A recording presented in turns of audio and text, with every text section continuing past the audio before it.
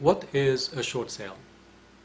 A short sale is when a bank or lending institution takes less money than what they're owed.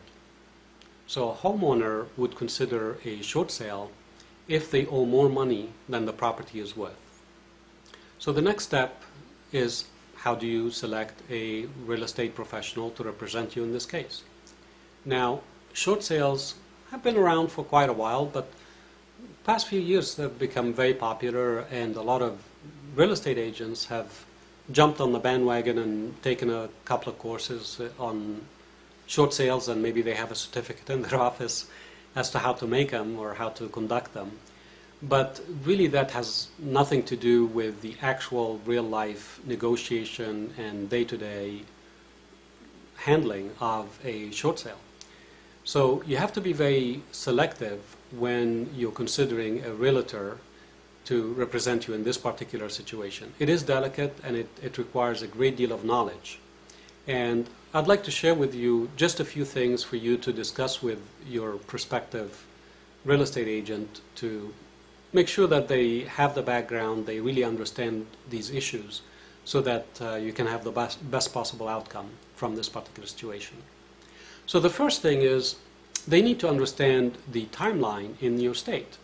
Every state is different, and the timeline ranges really from something like 21 days in some states to 6 months or longer in others.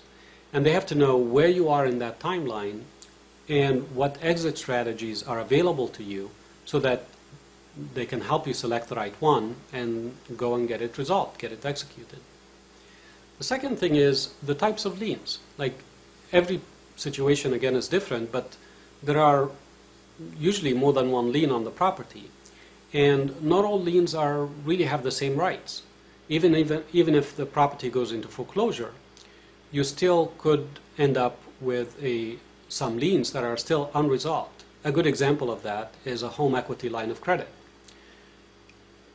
A foreclosure really doesn't affect the rights of a home equity line of credit. It still stays out there.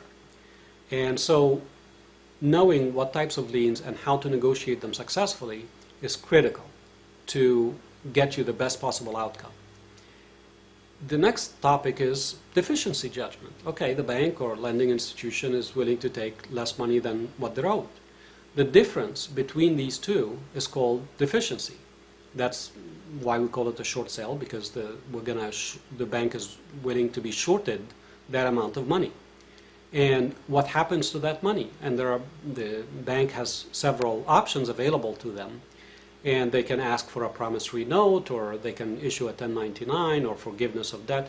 And you just want to make sure that whoever is representing you in that situation really is working on your behalf, and want to make sure that you get the best possible outcome, so that you don't end up with a resolution of a short sale or a foreclosure, like resolution of the situation, but still have a monkey on your back. You really, that's just not a good thing. And there are many situations that can be negotiated successfully, but it takes the experience and the right person to do it.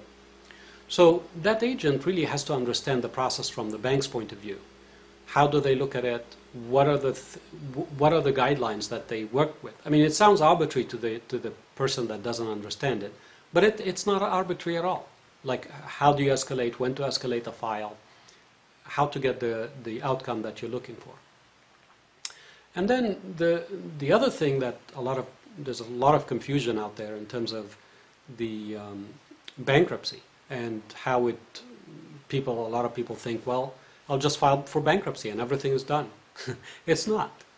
The problem, bankruptcy simply puts a stop, like a hold, on the foreclosure process. And when the bankruptcy is resolved, the foreclosure starts back up where it left off. And so if you do that without intending to, you could end up with a foreclosure as well as a bankruptcy, a double hit on your credit and a double impact on your financial situation. I'm not saying bankruptcy is not the right solution. I'm just saying, if you're considering it, talk to a bankruptcy attorney who can go through your finances and explain to you whether this is something you should consider or not. In some cases it makes sense, in others it doesn't. So the other thing is, what happens to your credit score if you go through a foreclosure versus a short sale? What are the alternatives? There are many alternatives that are available to you when you're facing foreclosure. What are they? What makes sense to you? So these are just some ideas, some facts that you really need to discuss with your prospective real estate agent before you say, yes, this is the right person to represent me in this very delicate matter.